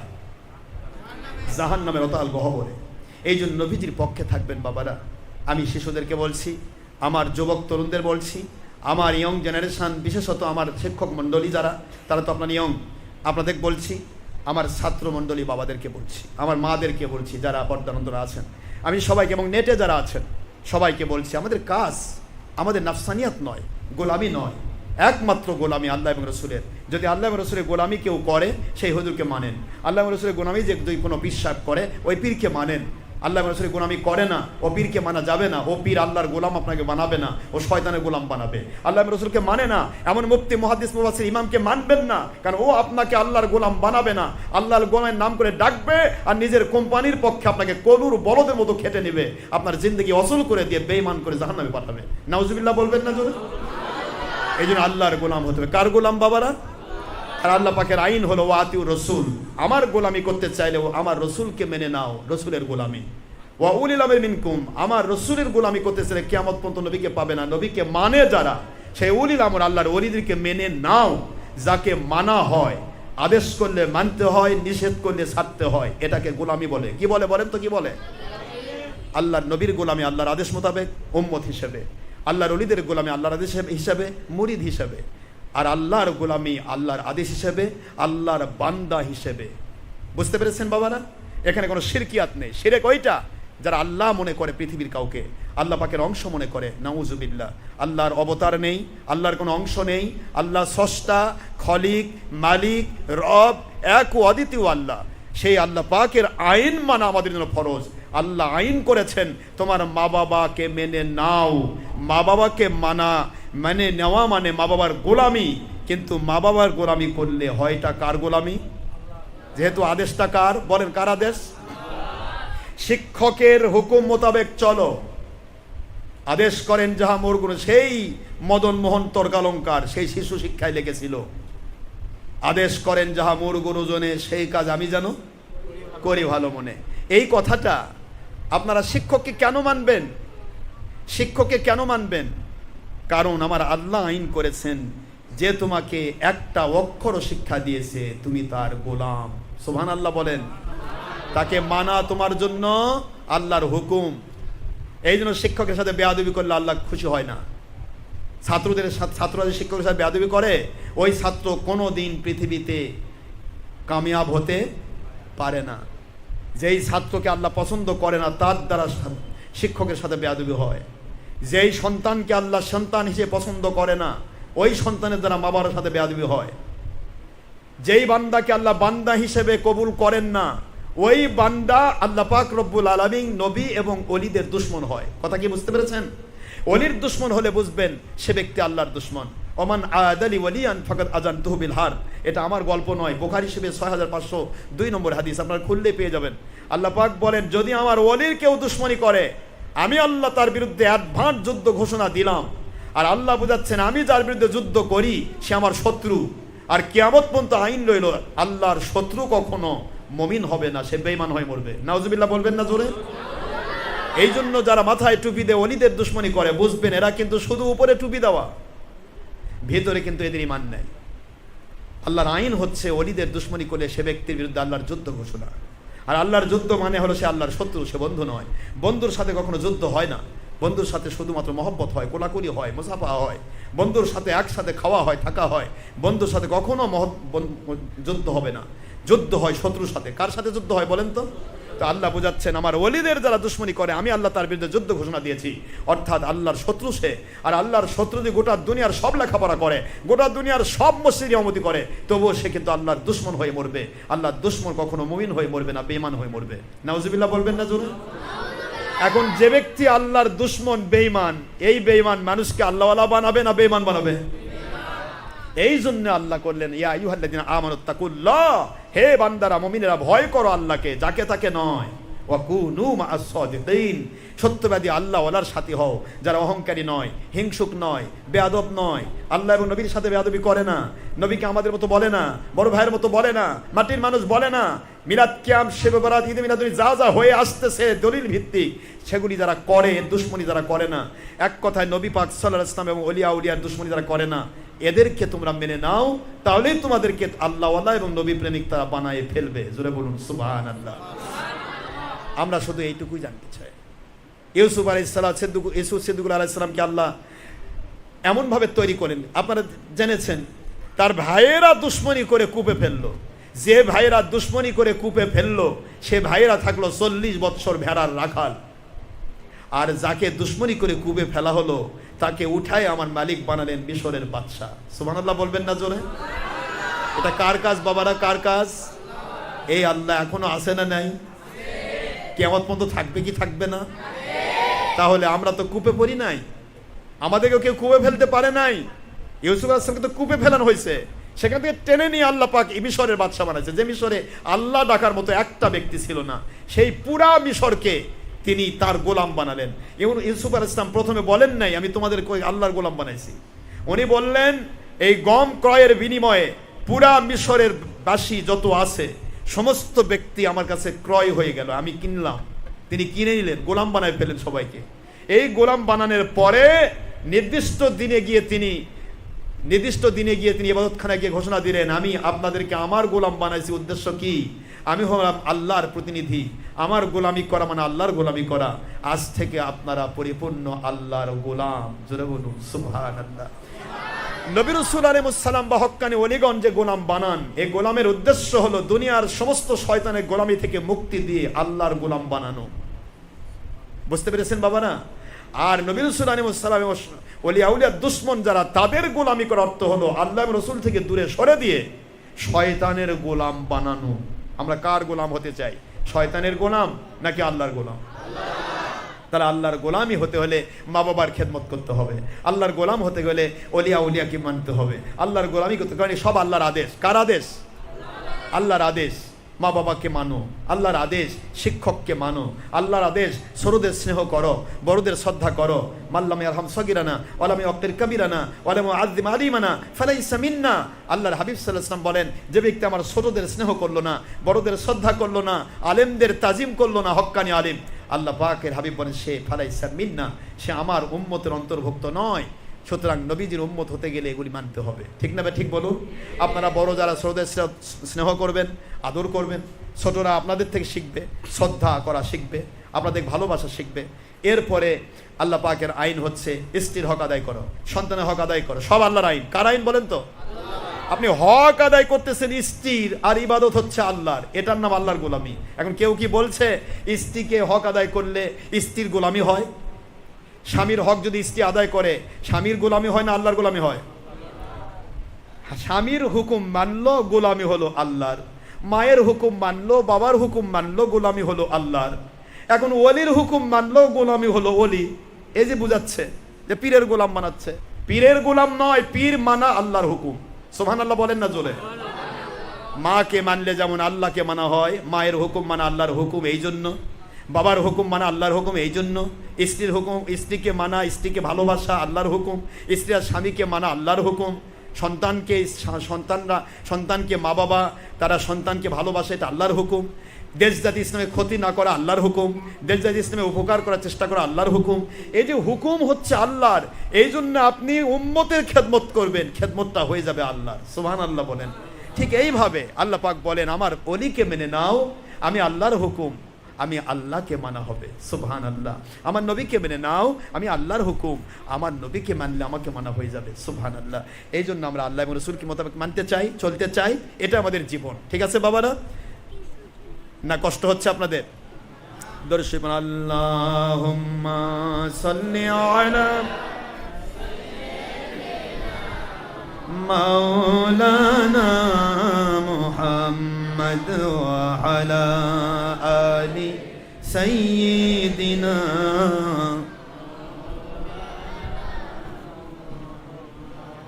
শেষ কথা আমি বলে শেষ করব আপনাদের কাছে, সেটা হলো এখন আমরা পয়েন্ট পাইলাম আল্লাহকে খুশি করার পয়েন্ট কয়টা? 1 নম্বর ঈমান আনা। বলেন তো কি করা? 2 নম্বর নেক আমল করা। বলুন। 3 নম্বর হকের দাওয়াত দেওয়া। 4 নম্বর ধৈর্য ধারণ করা। এই 4টি সিফত যখন আপনার থাকবে, পৃথিবীর কোনো শক্তি আপনার ক্ষতি করতে পারবে না ইনশাআল্লাহ। আল্লাহ বলেছেন ইন্নাল ইনসানা লাফি খুসর, সব মানুষ ধ্বংস, ইল্লাল্লাযিনা, আল্লাহ ইস্তেসনা করেছে, একবার অ্যাকসেপ্ট করে দিয়েছে, এক্সেপশন, ইল্লাল্লাযিনা আমানু ওয়া আমিলুস সলিহাত, কেবলমাত্র ওই মানুষগুলি ধ্বংস হবে না, দুনিয়াতে নয় আখিরাতে নয়, কেউ ধ্বংস করতে পারবে না যাদের 4টি গুণ থাকবে। নবীকে ভালোবেসে ঈমান, নবীকে মেনে নিয়ে নেক আমল, আর নেক আমল আর ঈমান যখন আসবে তখন হকের উপর উঠলো সে। এতদিন বাতিলের কূপের মধ্যে পড়েছিল, এবার কূপ থেকে উঠে গেছে, এবার 4 দিক থেকে শক্তি শয়তান 4 দিক থেকে লাগাই দিবে, এক একজনের মাথাতে ভর করবে, করে আপনাকে আবার কূপে ফেলানোর চেষ্টা করবে। কারণ কূপের মধ্যে থাকলে তাকে কি আর ফেলানোর জায়গা আছে? এই জন্য বাতিল ফেরকা ফেলানোর কোনো জায়গা নেই। কিন্তু বাতিল থেকে যখন আপনি হকের উপর উঠে যাবেন, সত্যের উপর উঠবেন, তখনই এখন 4 দিক থেকে ধাক্কাবে শয়তান। কখনো মায়ের উপর, ভাইয়ের উপর, এলাকার হুজুরের উপর, বিভিন্ন লোকের উপর ভর করে আপনার ধাক্কাবে, এই আপনি ভণ্ড হয়েছেন, এই এটা হয়েছেন, ধাক্কাবে। এই ধাক্কায় আপনাকে কূপের মধ্যে ফেলার চেষ্টা করবে। এই যে পড়লেন না, এটা পর না পড়ার চেষ্টা করা, এটার নাম সবর। এটার নাম কি বাবা না? সবর। ধৈর্য ধরতে হবে, কষ্ট করতে হবে। এই কষ্টের বিনিময়ে কূপে আর পড়লেন না, এবার আল্লাহর ওয়াদা, আপনি ধ্বংস থেকে বেঁচে গেলেন, নবীজির জান্নাতের সাথী হয়ে গেলেন। সুবহানাল্লাহ বলেন। আপনি ধ্বংস থেকে বেঁচে গেছেন, আপনার গয়বী মদদ আপনার পিছে ঘুরতেছে। ইন্নাল্লাহা মা'আস সাবিরিন, মানে আল্লাহ পাক বলেন আমি ধৈর্যশীলদের সাথে থাকি। মানে কি? আল্লাহর গয়বী মদত তার সাথে ছায়ার মতো ঘুরবে প্রতিটা জায়গায়, যেখানেই বিপদ। রাতের অন্ধকারে কেউ উল্টাপাল্টা করছে, কেউ দেখলো না, সেও দেখলো না, কিন্তু আল্লাহ দেখেন। ওই রাতের অন্ধকারে সেটা কন্ট্রোল করবে আল্লাহ, আপনি দেখতেই হবে না। সুবহানাল্লাহ বলেন। এই জন্য আল্লাহ বলেছেন ওয়াতাওয়াসাবিল হক ওয়াতাওয়াসাবিস সবর। তাহলে হকের দাওয়াতের কাজ 1 নম্বর ঈমান আনা, নেক আমল করা, ধৈর্য ধারণ করা। রাজি আছেন তো? তাহলেই আপনারা আল্লাহর সন্তুষ্টি পাবেন দুনিয়াতে আখিরাতে, আল্লাহ এবং রাসূলের মহব্বত পাবেন। দুনিয়ার মানুষ যত উল্টাপাল্টা করুক, সেটা বুঝবেন যে দুনিয়াতে জেনুইন জিনিস আসলে বাতিল যারা থাকে তারা দুশ্মনী করে।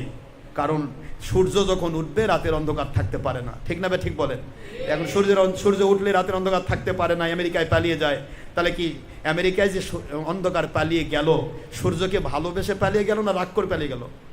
সূর্যের বিরোধী অন্ধকার আর আলো, দুইজনের বিরোধী। যেই মাত্র সূর্য উঠলো, অন্ধকার পালিয়ে চলে গেল আমেরিকায়। এবার আগামীকালকে আমেরিকার সূর্য উঠবে, রাতের বেলা আমেরিকার সূর্য উঠবে, অন্ধকার পালিয়ে বাংলাদেশে আসবে। কি ঠিক আছে না?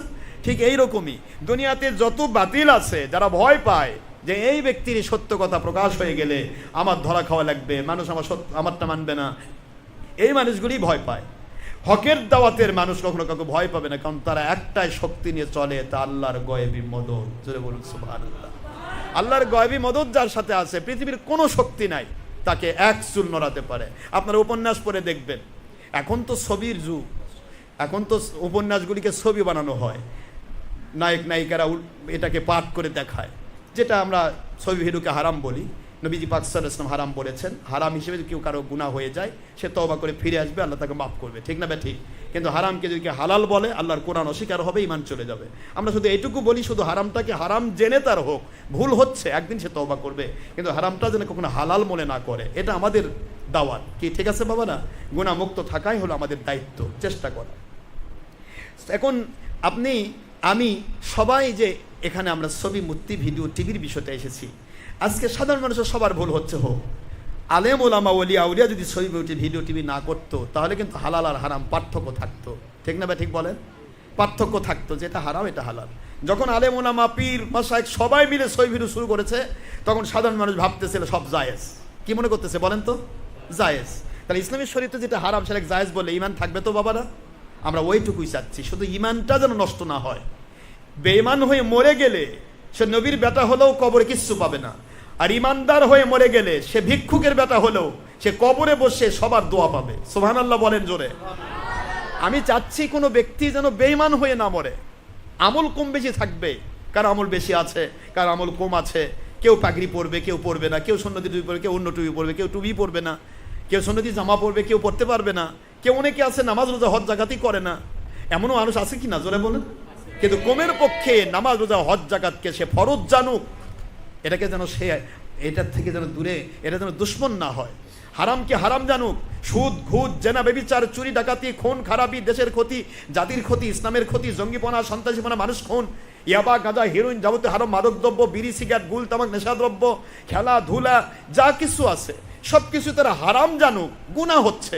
কিন্তু একদিন না একদিন কোনো ওলির কাছে গিয়ে তওবা করবে, তার জীবনে গুনাহ মাফ করে আল্লাহ নেকি, গুনার জায়গা নেকিতে পরিবর্তন করে দেওয়ার সুযোগ আছে না নেই? কিন্তু যদি হারামকে হালাল মনে করে, তাই ইমানই গেল। ইমান যদি চলে যায়, তাহলে আর কোনো আমল থাকবে বাবারা? কোনো আমলই থাকবে না। পকেট ভরা টাকা আছে, পকেটের তলা নেই, টাকা শেষ হয়ে যাবে। আপনার খোলে ভরা মাছ আছে, কিন্তু খোলের তলা নেই, একটা মাছও বাড়িতে যাবে না। ঠিক আপনার ইমান না থাকলে, নবী প্রেম না থাকলে, নবীর দুশ্মনী থাকলে, ওলিয়া উলিয়ার দুশ্মনী থাকলে, ওই ব্যক্তি কখনো কোনো আমল নিয়ে কবরে যেতে পারবে না, সব পৃথিবীতে ধ্বংস হয়ে যাবে। নাউজুবিল্লাহ বলবেন না জোরে? এই জন্য আসেন, আমরা শেষ পর্বে আসছি। আপনাদেরকে এইটুকু আমি লাস্ট ফিনিশিংয়ে দাওয়াত দিচ্ছি যে আমরা সবাই শুধুমাত্র এইটুকু মনে রাখবো, আমরা কখনো যে কেউ হোক আল্লাহ এবং রসুলের সন্তুষ্টির উপর থাকবো। আল্লাহ এবং রসুলের সন্তুষ্টির বিরুদ্ধে যে বলবে তার পক্ষে আমরা থাকবো না। এইটুকু রাজি আছেন তো আপনারা? আর আমার লেখা তো বই 6 ভাষায় কোরআন শরীফ আসতেছে, আপনারা পাচ্ছেন। 3 ভাষা এখন কোরআন শরীফ চলতেছে, 3 ভাষা, বাংলাতে, ইংরেজিতে। ইংলিশ কোরআন শরীফ, ইংরেজিতে কোরআন শরীফের অর্থ, ইংলিশে কোরআন শরীফের ট্রান্সলেট, ইংলিশে কোরআন শরীফ, আবার বাংলায় কোরআন শরীফ, আরবিতে কোরআন শরীফ, বাংলা প্রত্যেকটা শব্দের অর্থ, এটা আমাদের বের হয়ে গেছে। সামনে আসতেছে বাংলা ভাষা যারা জানে তাদের জন্য আপনার কোরআন শরীফ, পরিপূর্ণ কোরআন শরীফ আরবিতে, সেটা পুরা কোরআন শরীফ আর বাংলাতে, সেই বাংলাতে আবার অর্থ, পুরা কোরআন শরীফ ইংলিশে, ইংলিশে অর্থ, সেই ইংলিশ অর্থটা আবার বাংলাতে আমি উচ্চারণ করে দিয়েছি, ফার্সিতে অর্থ করে দিয়ে ফার্সিটা আবার বাংলাতে উচ্চারণ করে দিয়েছি, হিন্দিতে অর্থ করে দিয়েছি, হিন্দি আবার বাংলাতে উচ্চারণ করে দিয়েছি, তারপরে ইংরেজি করেছি, ইংরেজির উচ্চারণ করে দিয়েছি, এরপরে উর্দু, অর্থাৎ 6টা ভাষা, বাংলা, ইংরেজি, উর্দু, হিন্দি, ফার্সি এবং আরবি, 6টি ভাষায় কোরআন শরীফ আপনারা আমার পাবেন ইনশাল্লাহ। অচিরে এটা বের হয়ে যাচ্ছে। আপনারা আর শুধু বাংলা ভাষা জানলে তার আর শিক্ষক লাগবে না, সে ঘরে বসেই 6 ভাষায় কোরআন পড়তে পারবে এবং যে কোনো জায়গাতে সে 6 ভাষায় কোরআন শরীফ অর্থ শোনাতে পারবে। আলহামদুলিল্লাহ বলেন। আমরা চেষ্টা করি এবং প্রতিটা শব্দের অর্থ বিসমিল্লাহ থেকে মিনাল জিন্নাতি ওয়ান নাস পর্যন্ত প্রত্যেকটা শব্দ আলাদা করে বাংলা অর্থ। আলহামদুলিল্লাহ আপনারা এটা পাচ্ছেন। তো এখন বই তো আমাদের বের হয়ে গেছে। তো আমি যে আবার হকের দাওয়াত, আমাদের মাসিক যে মান্থলি যে হকের দাওয়াত বের হয়, এটা তো আপনারা মাত্র 20-30 টাকা দিয়ে কিনে বন্ধুকে উপহার দিতে পারেন। আপনাকে উল্টাপাল্টা একজন বলতেছে অন্য ফেরকার ভাই, ঠিক আছে ভাইজান, দুশ্মনী নাই, আমাদের গণ্ডগোল নাই, মারামারি নাই, সবাই মুসলমান, আপনি এই যে এটা একটু পড়েন। একটা পত্রিকা একটা মানুষের জীবন পরিবর্তন করতে পারে ইনশাআল্লাহ। এভাবে আমি পত্রিকা দিয়েছি আপনাদেরকে, হকের দাওয়াত মান্থলি বের হচ্ছে এই কিতাব। এটা যদি আপনি পড়েন, এটা বাতিল ফেরকার মানুষ যতই হোক তার তো মেধা আছে, তার মেধা আছে না বাবা, কথা বলেন না কেন, মেধা আছে না?